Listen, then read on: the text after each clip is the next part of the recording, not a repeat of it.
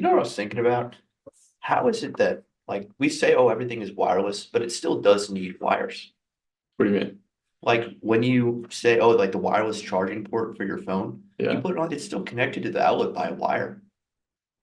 Yeah, but you don't have to have a wire hanging from your phone. Yeah, but you can't use your phone anyways while it's charging on that thing. It's true. It's kind of True, dumb. it's a fair point. Until Apple invents the thing where you just walk in a room and And that would be pretty cool. it charges your phone. But I think that might have some health concerns, maybe. Hello, everyone, and welcome to the Nasdaq Dorsey Wright podcast for the week ending on December 22nd. My name's Ian. Miles, good to be sitting here across the table from you. Yes, sir. Yes, sir. The last podcast before Christmas. That's true. That's true. Merry Christmas, happy holidays to you and to all those listening as well. We have seen some consistent movement for broader markets leading up to Christmas time. Thought the markets were going to be giving us some pretty solid presents, right? Yeah. Coming in this year, but then we saw a little bit of shift yesterday afternoon. Recording this on Thursday. For those that are listening Thursday, December 21st. But yeah, Wednesday afternoon, a little bit weird. It was, and that's actually kind of what I wanted to open the podcast. What are your thoughts on where the market sits right now? Yesterday, we came under pressure, kind of sold off into the close for pretty much no apparent reason. To me, it kind of feels like you looked over at me yesterday and you're like, stock market crash is trending on X or Twitter or whatever it is, and we were like pretty much flat for the day or something like Yeah, I that. think the tweet was it was like hashtag stock market crash was trending on Twitter, and someone screenshotted that and then retweeted it like immediately after, and it was like at the time of that tweet that popped up in the trending on the right hand side, markets were down 0.1%. So point being, it just feels like we've got these our eyes set on all-time highs, but it kind of feels like people are just tired. I don't know. Does it feel that way to you or no? I'm certainly pretty tired generally. It's a busy time of year. Yeah. But yeah, I mean, I think that's a fair point. I mean, when you're looking at the default chart for the S&P 500, it's something that we've hit on in research, hit on the pod, I think last week. We saw 32 X's for the S&P on its default chart up until yesterday. That streak ended yesterday, but we got a reversal higher right at the end of October. So those that are looking on the platform, following along on the point figure charts, reversed up into a column of X's on October 31st. Continued higher 32 X's through the 19th, right? So through Tuesday of this week. So saw that consistent follow through to the upside, just straight up. I mean, it's very rare we see that many X's. We did a bit in the report over the past week that just looked at only 3 other times that we've seen 30 X's printed on the default chart for the S&P. Now, a little bit of differences to consider there that maybe you want to look at a percentage scale because the scale differences, it does have breakpoints that the scale changes over time, but to show the kind of the actual breadth of improvement, maybe a percentage scale. But if you're just looking at X's, it's a lot of X's sitting on the chart. Yeah, it looks pretty funny to be honest. And It and I'll does. tell you this, even when it's extreme when you would like kind of zoom out to like even a 50-point chart, for example, and that chart starts to look a bit extended too. So we've been hitting on this one in the report, on the podcast, pretty much in all of our calls. I think it was about time for a bit of a cool back, but it's sad to see that historic 32 box X kind of on the default end. I think Yeah, we can both agree. I think it is, but it's also honestly brings me a little bit of relief. Yes. Every additional X that got printed, you just get more overbought in the market. Yeah. And while we certainly like to see stocks go up, we certainly like to see the broader market go up. It's you want that kind of consistent, that strong improvement. If you're just looking at it from a supply and demand standpoint, we look at the prior support levels being the point where the previous column of O's ended, right? Right. Right now, your prior support level is the October low at 41.20.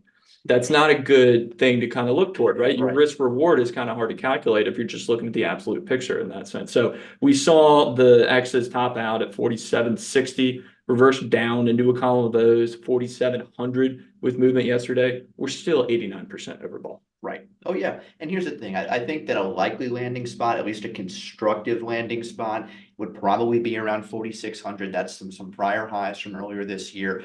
Of course, we're not going to be looking at the bottom of the trading band down there, like you said, at 4120 to be a likely landing spot. So I think a constructive spot for us to land is going to be somewhere in that 4600. Yeah, and we've seen most areas across the broader market. I mean, markets kept going up. I mean, you see areas pull back, they get bought immediately, they take back higher. Buy on pullbacks have been a pretty strong play over the past couple of weeks, right?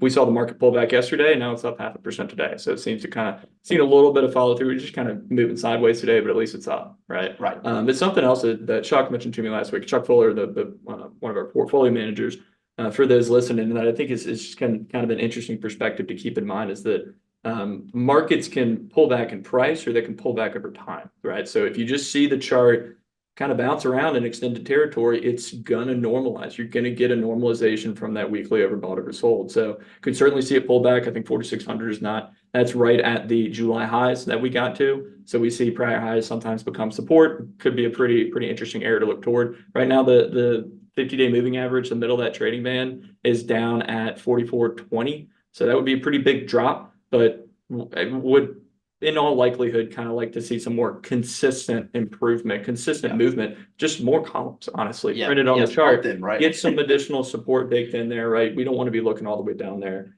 at the those October lows for support. So I think the movements, to answer your initial question, is kind of constructive. We saw, I was joking with you yesterday, when we saw the market sell off, you look at just a normal price chart of the VIX, spike, right? Oh yeah. It moved up a point.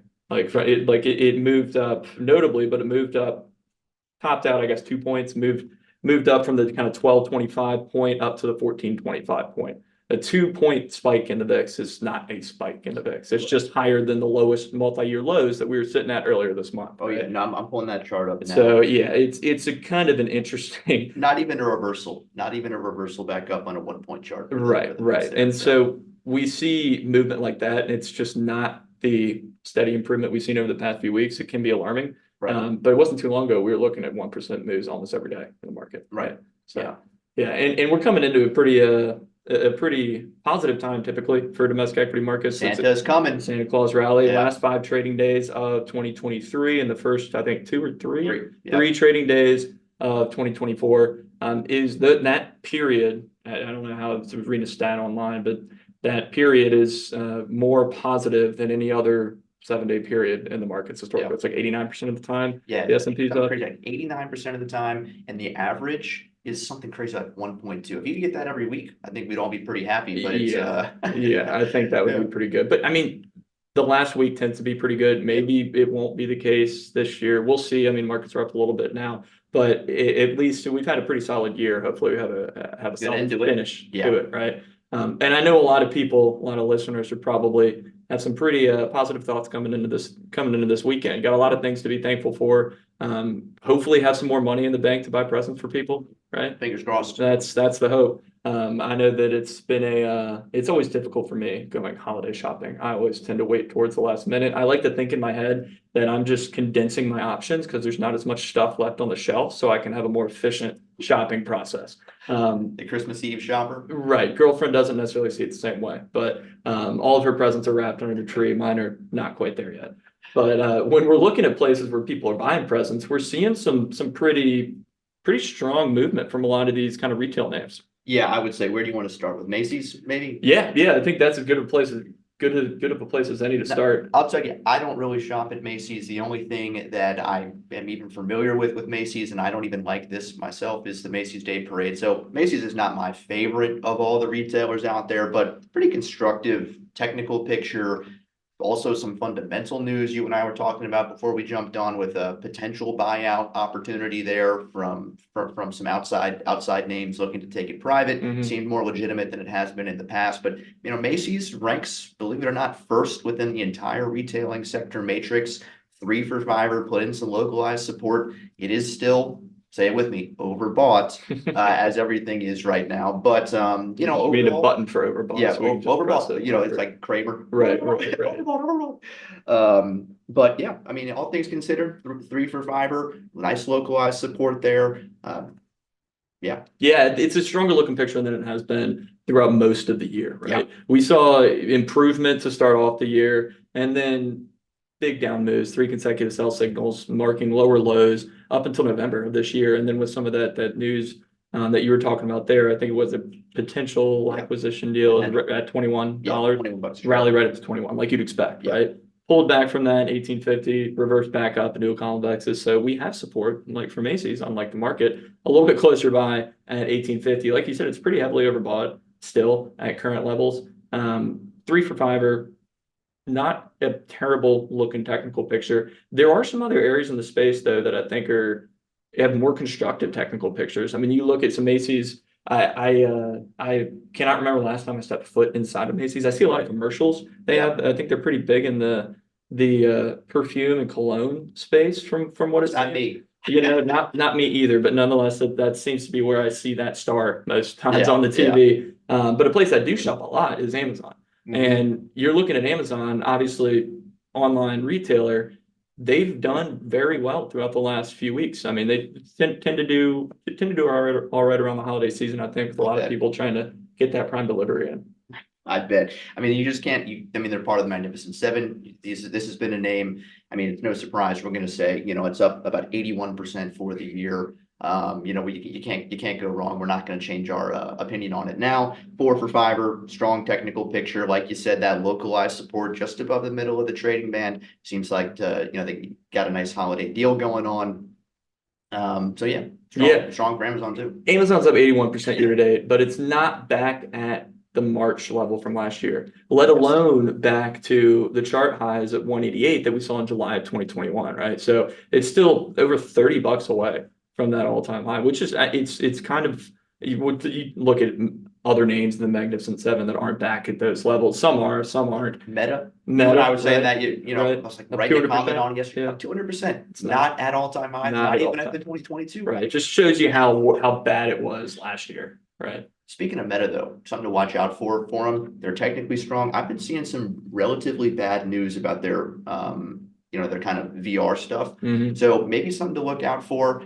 How their holiday sales go for that, if they're putting out any numbers surrounding that, maybe something to watch for next quarter's earnings or something like that, how those are going. Because it seems like maybe those aren't as big a hit around the holiday season as everyone wants them to be. Yeah, have you used the VR? I have, and it gave me a headache. So I heard a consistent thing from that. I had a buddy that got one last Christmas, and by June he was putting it up on Facebook Marketplace. So maybe that's their new business line. Just to roll the VR to Facebook Marketplace. To try to boost that area. But yeah, I mean, Amazon, like you said, it's solid support, stronger looking technical picture, 4 for 5, not as heavily overbought as other areas. It is not. It is at 67% overbought as of yesterday's move. Might be a little bit higher. So it's kind of wild that we're saying almost 70% is not. That's the new normal, right? But that's almost half of what Macy's is. Yeah. It's just some different kind of technical pictures to look toward. I know another retailer, kind of more apparel area, but certainly what I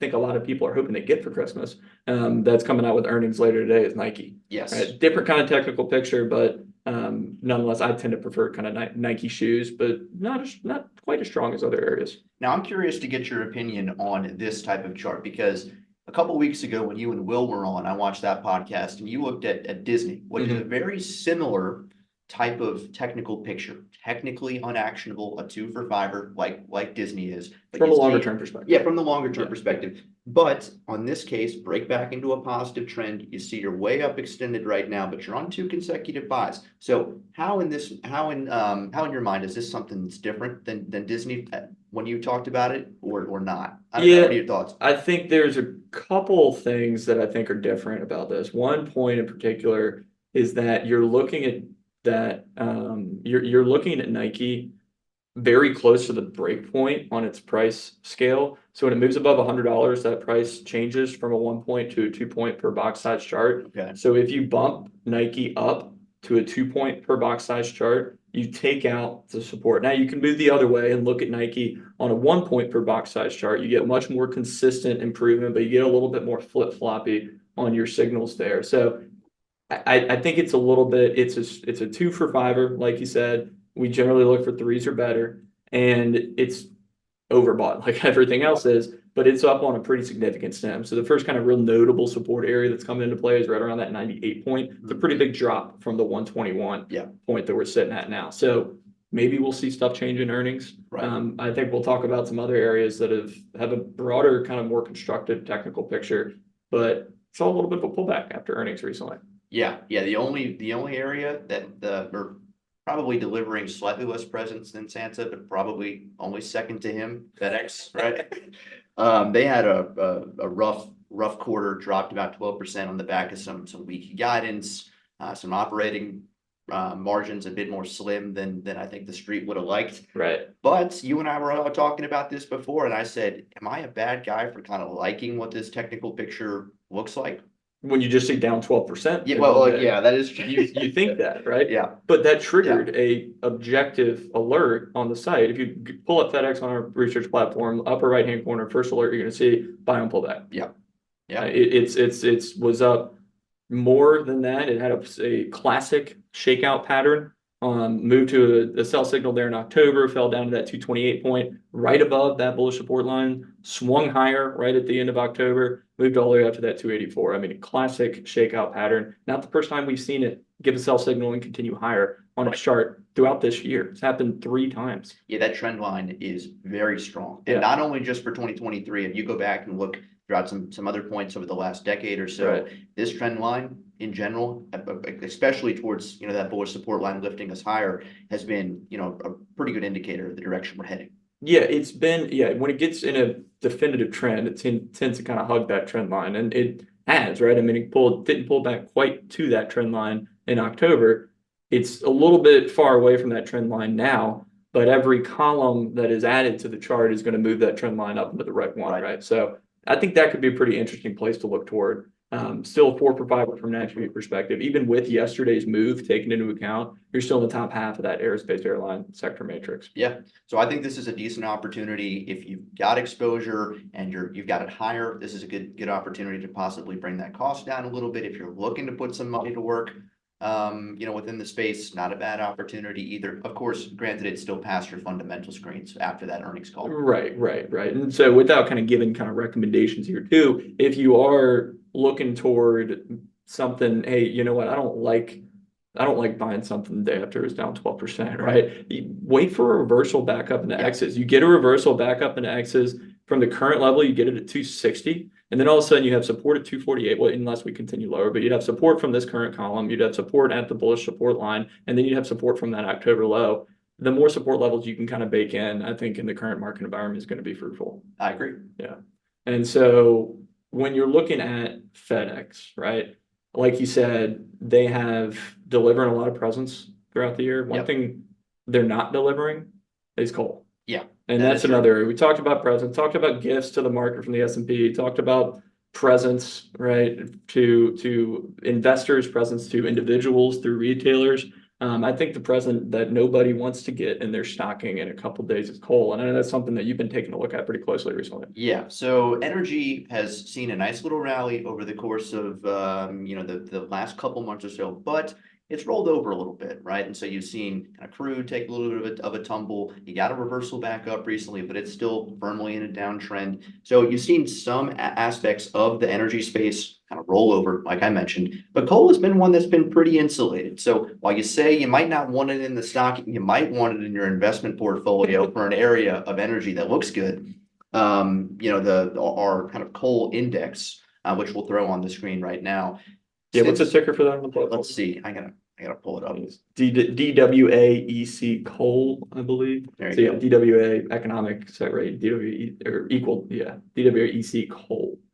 So that is kind of an equal weighted basket of a couple different, or a handful of coal stocks. It's not a ton of stocks. Yeah, it's not. It's relatively small, but point being, it's a basket of names. Right. That since September is up September 1st, is up about 6.5%. You take that in comparison to XLE, the broad sector fund, that's down about 6.5%. So you're seeing, pretty much a 12-point swing, 12% swing from one to the other. So coal is looking relatively decent. I've got a couple names if you want to hear them. Yeah.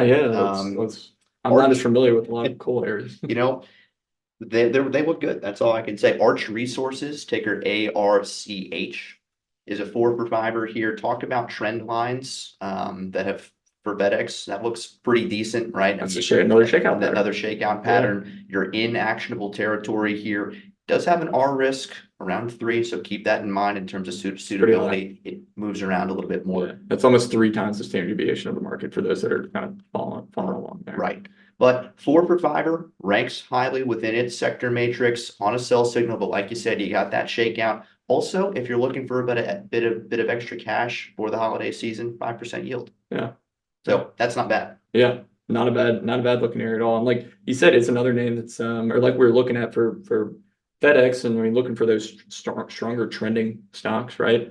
Touched that trend line in November, bounced higher, shakeout pattern, moved higher. It's a little bit close to reversion down into a column of those I see there. But so one thing to note, it would complete that pattern with a potential move to 176, would be negated with the move down to 162. So I think that's something to watch over the next few days. Yes, especially because 174 looks to be a pretty steep level of resistance. Those are highs from earlier this year too. So keep that in mind.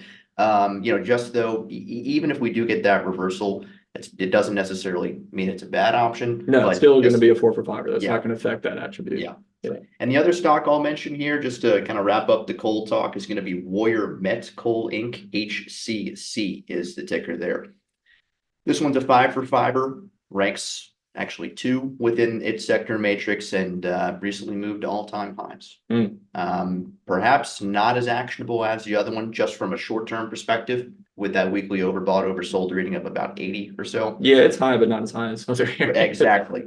But 2 consecutive buys, broke a pretty convincing level of resistance at 52 at the middle of the trading band there, rallied up, reversed back down, localized support around 55. Nice to see it above 52, that old point of resistance. So yeah, all things considered, nice option. Yeah, it could be some interesting areas to look toward there with coal as we move towards May. Are you hedging your bets? Are you thinking if you get coal in your stocking, you're gonna keep it and stockpile it there? Keep it in the stock, in the portfolio. I might, quite honestly. But. Yeah, I mean, I think there's a lot of other things. I mean, one other area that we've looked toward, you talk about the commodity space, talk about weakness in energy, strength in coal. I know we're putting a piece in the report today about some strength in gold that we've seen, precious metals recently. So just looking at like the Spider Gold Trust, GLD.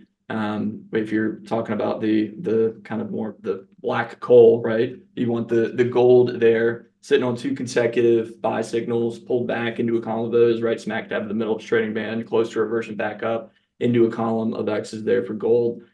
Could be some other, I mean, I certainly would rather have gold than coal in my stocking. But. Me too, I agree. And that's a nice stair-stepping pattern on that chart there. I want to mention, in terms of the commodity strength over on Dow, you can see it on the asset class group scores page as well. We're seeing a bit of the changing of the guard from energy into some of the more precious and industrial metals type area. So keep that in mind. Watch those Dow rankings, because you are seeing energy had a nice little run. That was part of the reason why commodities rose up in the rankings. But we're kind of seeing that start to shift. Agriculture, a lot of those names, some of the softer areas are looking strong. Gold is one of them. Yeah, I think that's an important thing to keep in mind. Just because commodities fell off in the rankings doesn't mean that there's not any commodities that have stronger looking pictures, right? So there certainly could be some stronger areas in a relatively weakening space that we've seen within commodities there. So yeah, I think that's certainly a lot to keep an eye on there for the last week or so of the year. Yes, there is. You got any fun plans with family or anything? So I want to ask, we talked about black coal, we talked about gold. So I know there's a pretty important team that both you and I are following, black and gold there, being the tie-in to that with the New Orleans Saints that are playing tonight. That's my fun plans coming in that I'm really looking forward to. Of course, looking forward to family and getting together with the family over the holidays as well. But it'll certainly be a happier holiday weekend if the Saints can pull off a win tonight. I agree. Let it be known, Ian just talked about the Saints over family and friends. You're a Saints fan as well. Die hard. You cut him open, he bleeds black and gold, and I agree. Let me double down on that. It would be a better Christmas with the Saints. So what do you think about our chances tonight? Yeah, I don't know. The 7-7. He's gonna go out of the way. Yeah, we'll hope for a win. Fingers crossed. But if it doesn't, the draft pick gets better. There's always those silver linings, I guess, to look toward. Yeah. So Yeah, we'll be keeping an eye on that, keeping an eye on the markets, certainly over the course of the next week or so as well. And then we'll be back to everybody next week for the last podcast of the year. Last podcast of the year That into is- 2024. Time is flying. That is hard to believe. Well, Miles, thanks for jumping on here this week. Yes, sir. Everyone, thanks for tuning in this week, and we'll be looking forward to talking to you again next week. Safe travels for the holiday season.